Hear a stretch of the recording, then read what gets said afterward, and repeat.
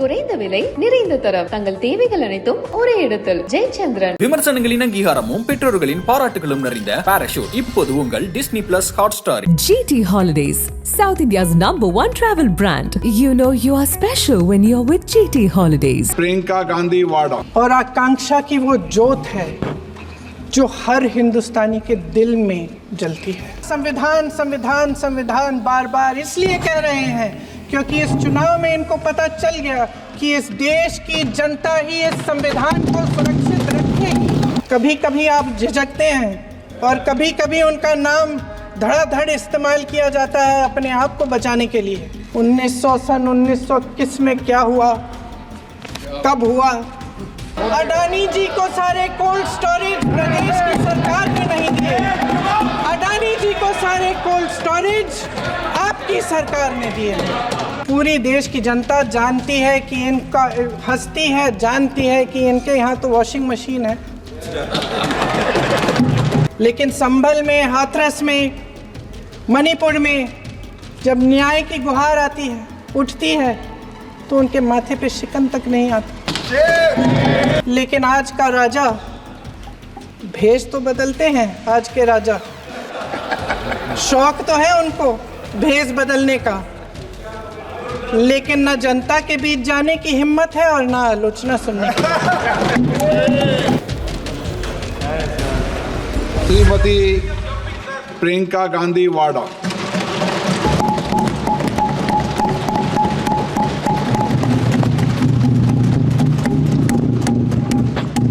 नमस्कार माननीय अध्यक्ष महोदय जी, आज आपने मुझे इस सभा में बोलने का मौका दिया, इसके लिए मैं आपकी बहुत बहुत आभारी हूँ। सबसे पहले जो सुरक्षाकर्मी, जो जवान अफसर 13 दिसंबर को संसद की सुरक्षा के लिए शहीद हुए, उनके प्रति मैं श्रद्धांजलि व्यक्त करना चाहती हूँ। महोदय, हजारों साल पुरानी हमारी देश की, धर्म की एक पुरानी परंपरा रही है। ये परंपरा संवाद, चर्चा की रही है। एक गौरवशाली परंपरा है जो दर्शन ग्रंथों में, वेदों में, उपनिषदों में दिखती है। वाद विवाद और संवाद की हमारी पुरानी संस्कृति है। अलग अलग धर्मों में भी, इस्लाम में, सूफियों में, बौद्ध धर्म में, जैन धर्म में, सिख धर्म में भी ये वाद संवाद, ये चर्चा बहस, इसकी संस्कृति रही है। इसी परंपरा से उभरा हमारा स्वतंत्रता संग्राम। हमारा स्वतंत्रता संग्राम विश्व में एक अनोखा संग्राम था, एक अनोखी लड़ाई थी जो अहिंसा और सत्य पर आधारित थी। ये वाद संवाद की जो परंपरा है, इसको इस संग्राम ने आगे कैसे बढ़ाया? क्योंकि ये जो संग्राम था, ये जो लड़ाई थी हमारी आज़ादी के लिए, एक बेहद लोकतांत्रिक लड़ाई थी।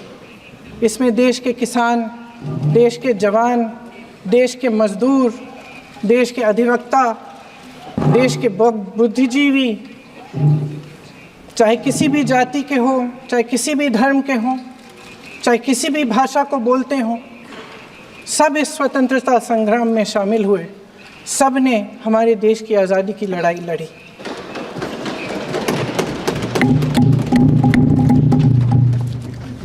और उसी आज़ादी की लड़ाई से एक आवाज़ उभरी जो हमारी देश की आवाज़ थी।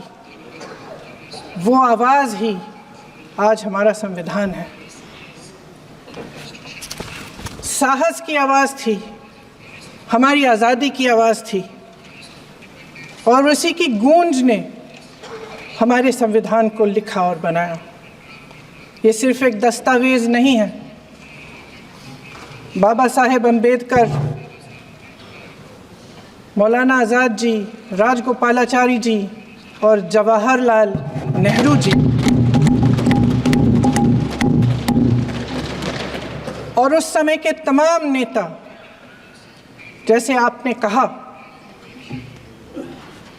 इस संविधान को बनाने की जो कार्य में सालों के लिए जुटे रहे।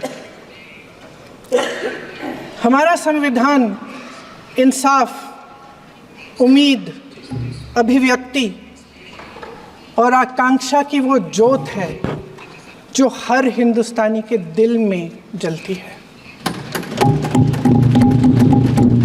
अध्यक्ष महोदय, इस ज्योत ने हर एक भारतीय को ये पहचानने की शक्ति दी कि उसे न्याय मिलने का अधिकार है, कि उसमें अपने अधिकारों के लिए आवाज़ उठाने की क्षमता है, कि जब वो आवाज़ उठाएगा तो सत्ता को उसके सामने झुकना पड़ेगा। इस संविधान ने हर एक देशवासी को ये अधिकार दिया कि वो सरकार बना भी सकता है और सरकार बदल भी सकता है।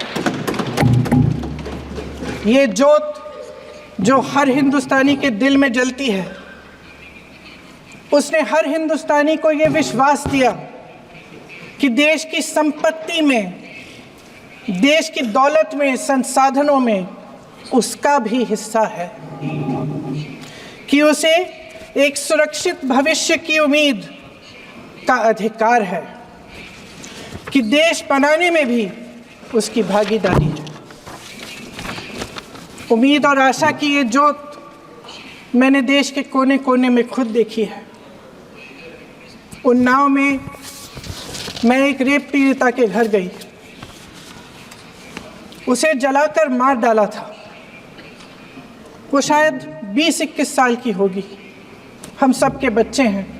हम सोच सकते हैं कि अगर हमारी बेटी के साथ बार बार बलात्कार हुआ और फिर जब वो अपनी लड़ाई लड़ने के लिए गई तो उसको जलाकर मार डाला गया होता तो हम पर क्या बीतती। मैं उस बच्ची के पिता से मिली। उसके खेत जलाए गए थे, उसके भाइयों को पीटा गया था, उसके पिता को बाहर से, घर के बाहर घसीट कर मारा गया था। उस पिता ने मुझे बताया कि बेटी, मुझे न्याय चाहिए।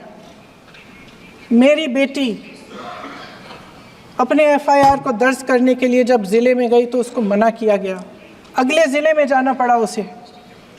वो रोज़ सुबह 6 बजे उठकर तैयार होकर अकेली अपने मुकदमे को लड़ने के लिए अगले ज़िले में ट्रेन से जाती थी। उसके पिता ने मुझे कहा कि मैंने उससे कहा, बेटी अकेले मत जाओ, छोड़ दो ये लड़ाई। लेकिन उसकी बेटी ने उसको जवाब दिया कि नहीं पिताजी, मैं अकेली जाऊंगी, मैं लड़ूंगी, ये मेरी लड़ाई है, मैं इसको लड़ूंगी।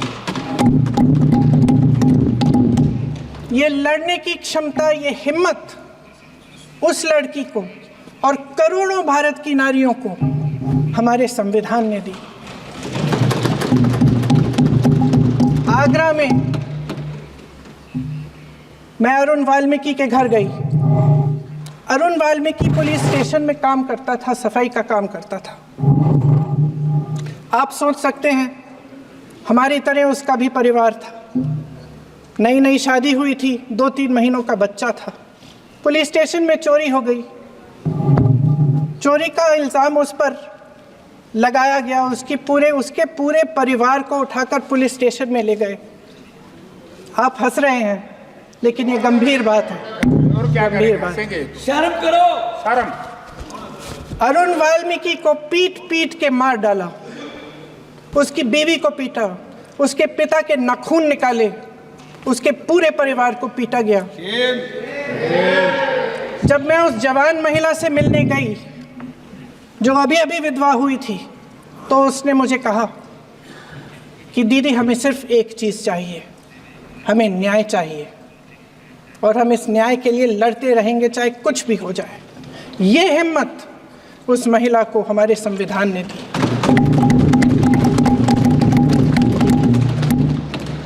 संभल के कुछ लोग आए थे हमसे मिलने जो मृतकों के परिवार के सदस्य थे। उसमें 2 बच्चे थे, अदनान और उजैर। आप सुनिए।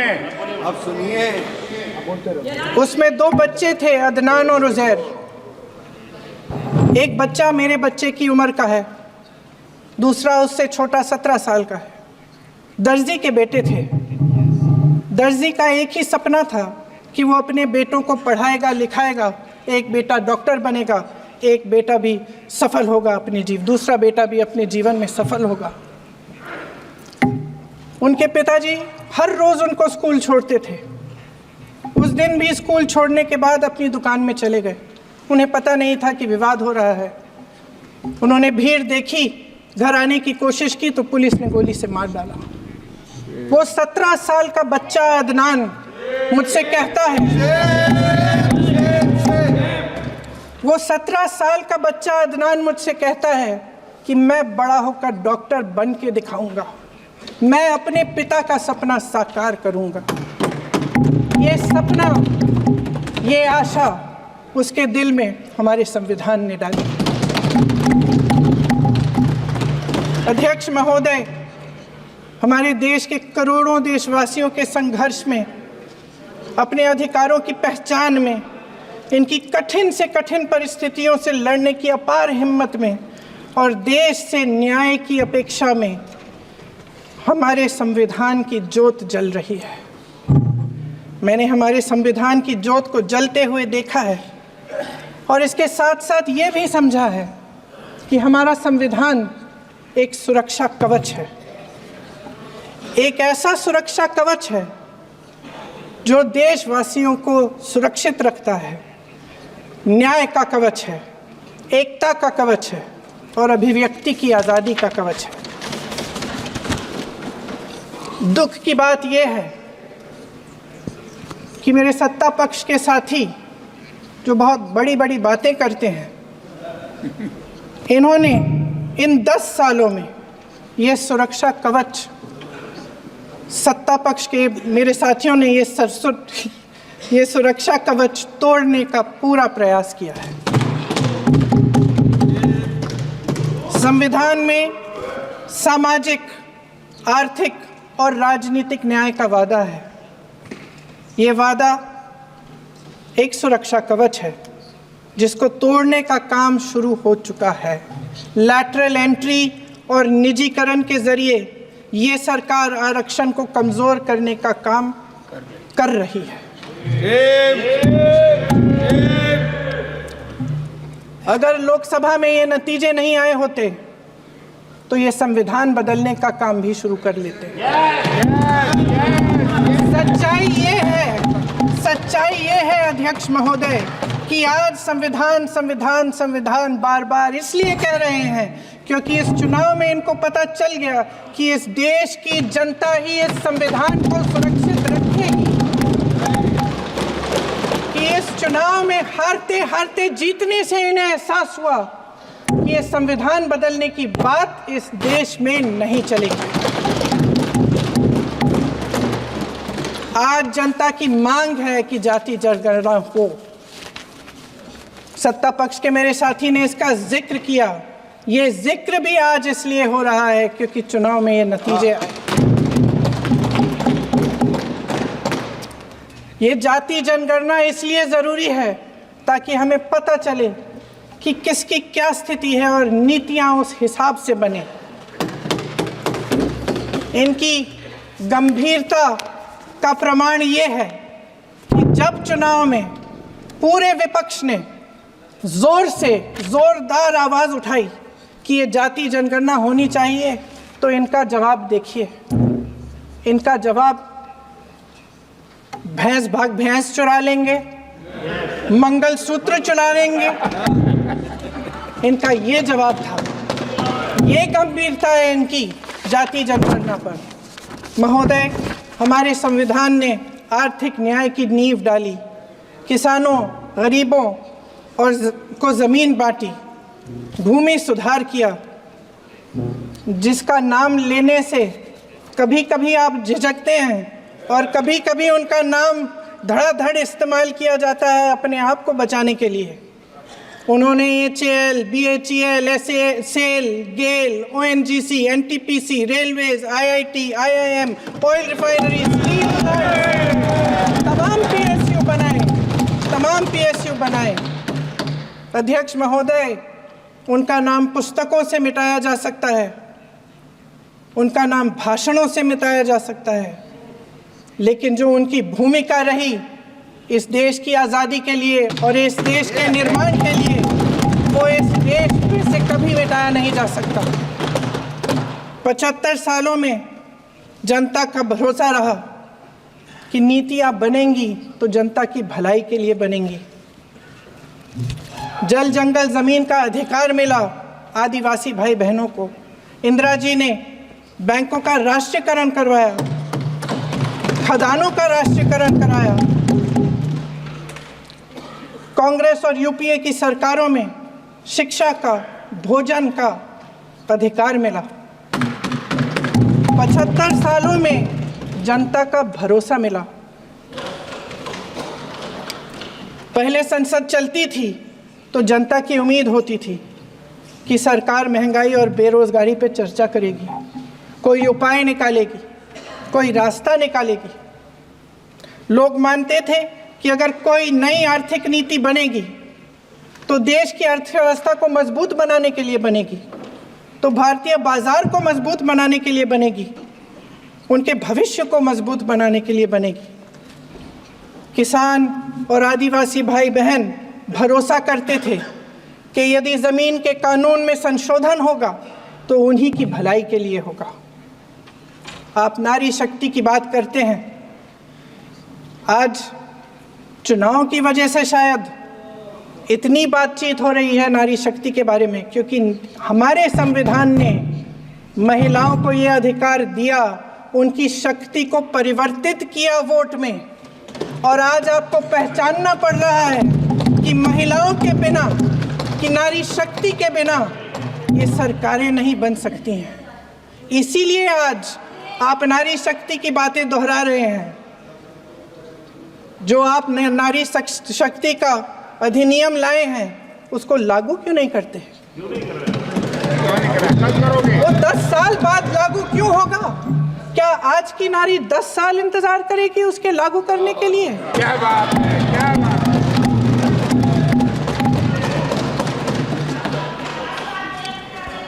आज संसद में बैठे हुए सत्ता पक्ष के मेरे साथी ज़्यादा से ज़्यादा अतीत की बातें करते हैं।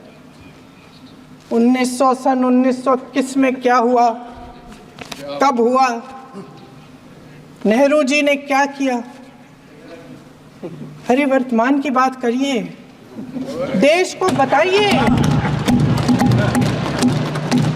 आप क्या कर रहे हैं, आपकी जिम्मेदारी क्या है? कि सारी जिम्मेदारी जवाहरलाल नेहरू की है।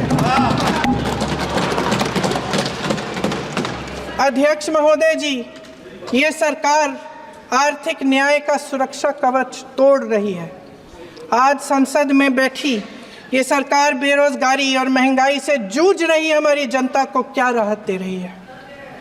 कृषि के कानून भी बड़े बड़े उद्योगपतियों के लिए बन रहे हैं। सही एमएसपी को छोड़िए, डीएपी तक नहीं मिल रहा है।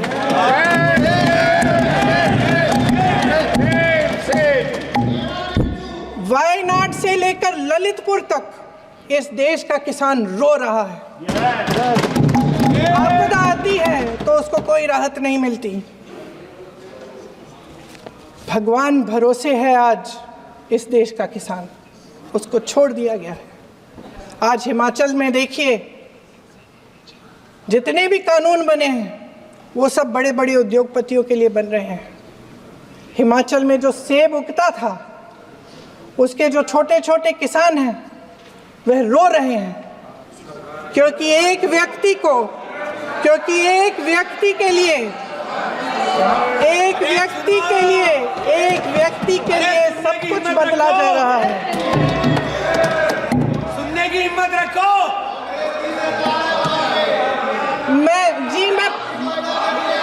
अध्यक्ष महोदय जी,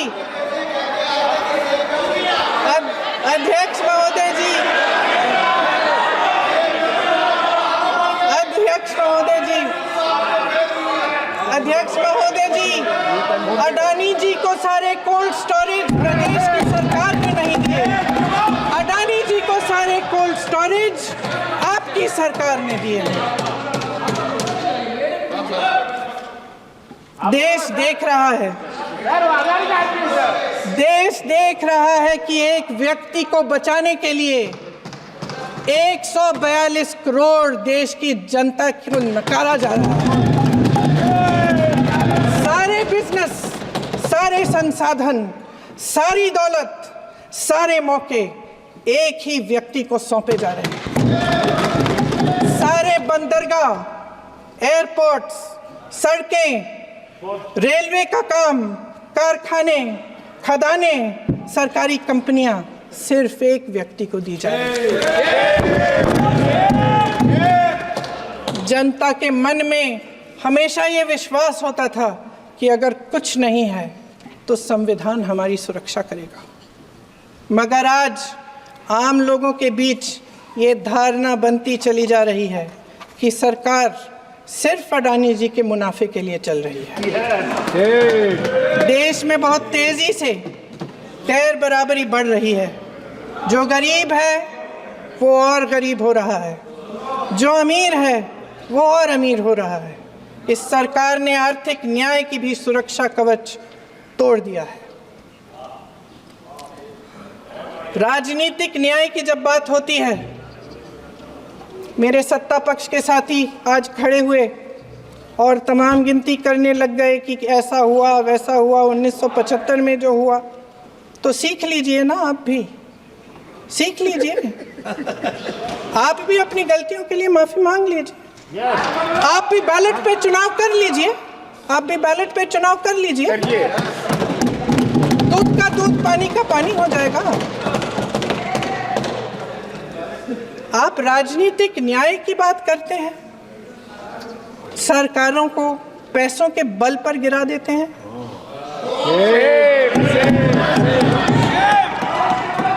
मेरा आग्रह है कि अपन संविधान में सकारात्मक बोले।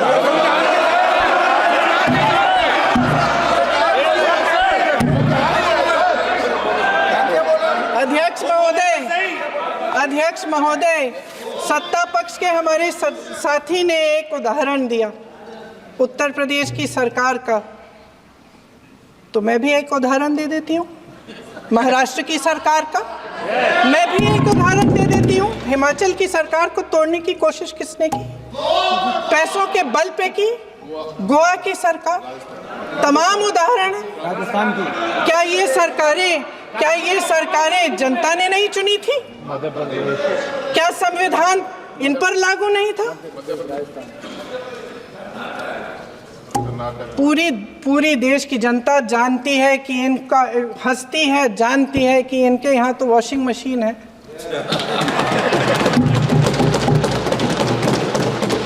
तो यहाँ से वहाँ जाता है वो धुल जाता है, इस तरफ दाग, उस तरफ स्वच्छता। और मेरे कई ऐसे साथी हैं जो इस तरफ होते थे उस तरफ चले गए, मुझे दिख भी रहे हैं, वॉशिंग मशीन में शायद धुल गए हैं। अध्यक्ष महोदय, जहां भाईचारा और अपनापन होता था, जहां हमारे संविधान ने एकता का सुरक्षा कवच दिया था, वहां शक और घृणा के बीज बोए जा रहे हैं। एकता का सुरक्षा कवच तोड़ा जा रहा है। प्रधानमंत्री जी यहाँ सदन में संविधान की किताब को यूं माथे से लगाते हैं, लेकिन संभल में, हाथरस में, मणिपुर में जब न्याय की गुहार आती है, उठती है, तो उनके माथे पे शिकन तक नहीं आता।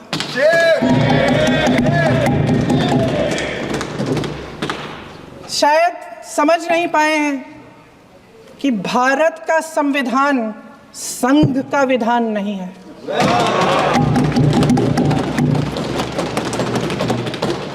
भारत के संविधान ने हमें एकता दी, हमें आपसी प्रेम दिया। उस मोहब्बत की दुकान जिस पर आपको हंसी आती है, उसके साथ करोड़ों देशवासी चले। करोड़ों देशवासियों के दिल में एक दूसरे के लिए प्रेम है, घृणा नहीं है।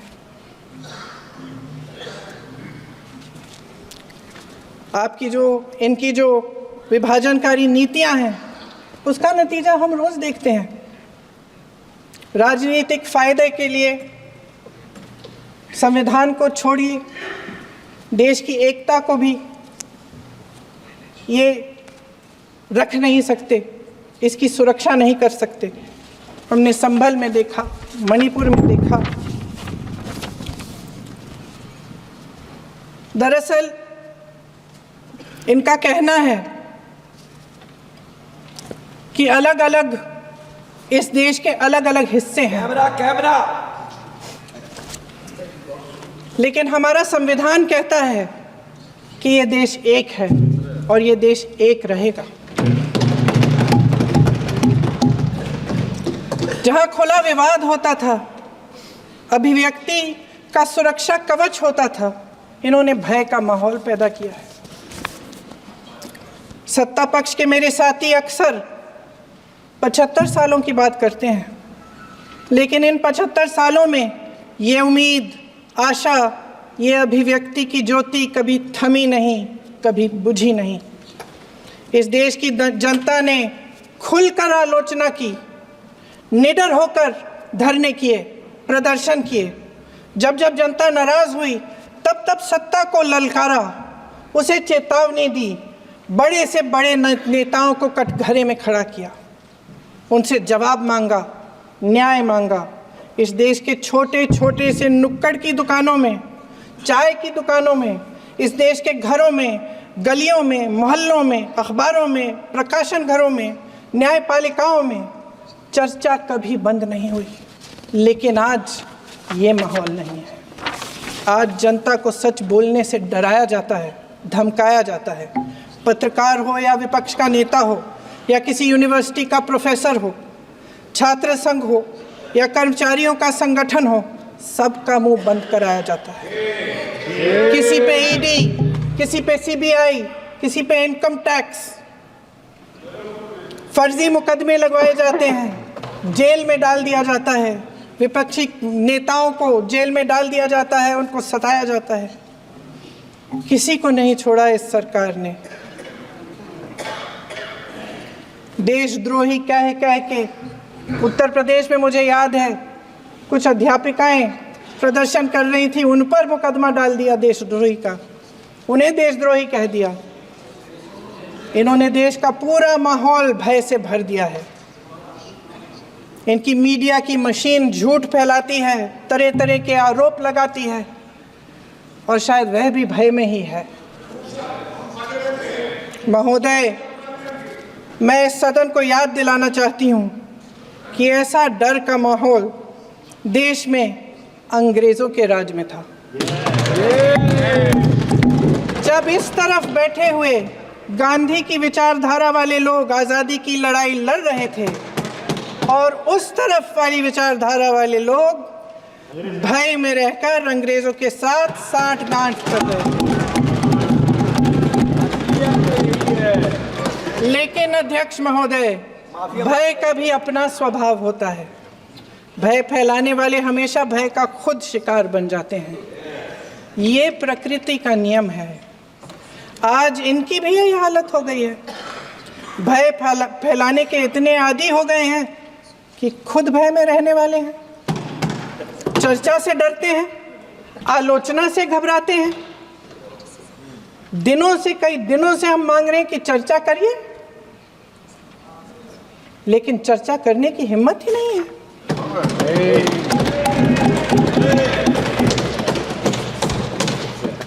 एक कहानी होती थी अध्यक्ष महोदय, शायद बचपन में आपने भी सुनी होगी।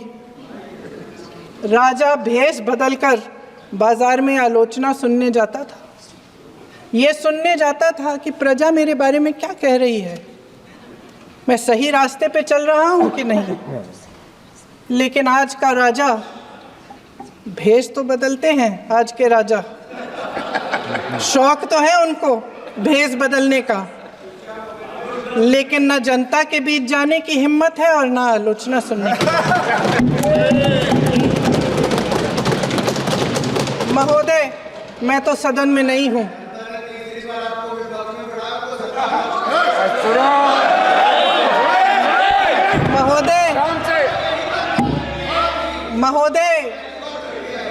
महोदय, जनता में बहुत विवेक है, ये सही है।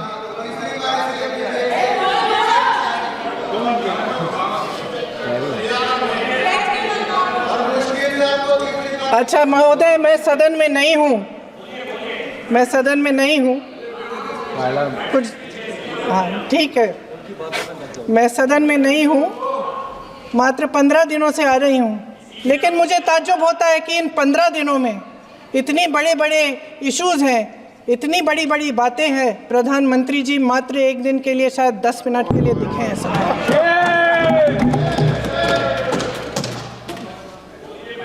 बात यह है अध्यक्ष महोदय जी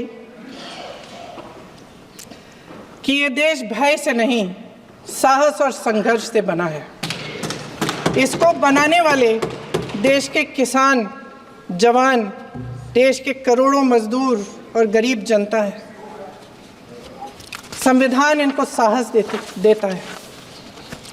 मेहनती मिडिल क्लास है और इस देश के जो करोड़ों देशवासी हैं, जो रोजाना भयंकर परिस्थितियों का सामना करते हैं, उनको साहस देता है। वायनाड में जो आपदा आई, उसमें एक छोटा लड़का था 17 साल का। 6 घंटों के लिए उसने अपनी माँ को बचाने की कोशिश की। 6 घंटों के लिए आप सोच सकते हैं कि अगर नदी की धारा बह रही है, नाराज है, आप अपनी माँ को पकड़े हो, 6 घंटों के लिए पकड़े रखते हो कि मेरी माँ बच जाएगी, और अंत में वो माँ भी बह जाती है। उस लड़के का साहस, उन महिलाओं का साहस जो पीड़ित हैं लेकिन फिर भी अपनी लड़ाई लड़ रहे हैं, उन संभल के बच्चों का साहस जिनके पिताजी अभी गुजर गए लेकिन फिर भी उनके सपनों को साकार करने की हिम्मत है, उनका साहस है, वो साहस से संविधान ने दिया है।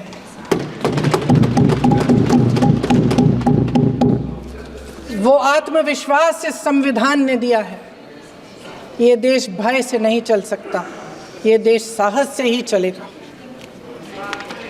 भय की भी सीमा होती है, और जब वो सीमा पार हो जाती है, जब किसी को इतना दबाया जाता है कि उसको लगने लगता है कि अब मेरे पास खोने के लिए कुछ नहीं है, तब उसमें एक ऐसी शक्ति पैदा होती है जिसके सामने कोई कायर खड़ा नहीं हो सकता। ये देश कायरों के हाथों में ज़्यादा देर तक कभी नहीं रहा है। ये देश उठेगा, ये देश लड़ेगा, सत्य मांगेगा, सत्यमेव जयते। जय हिंद।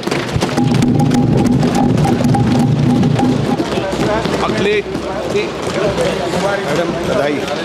तो मैं आपका धन्यवाद देना चाहता हूँ। நக்கீரன் டிவிக்கு சப்ஸ்கிரைப் செய்யுங்கள். உங்கள் ஆதரவே எங்கள் பலம்.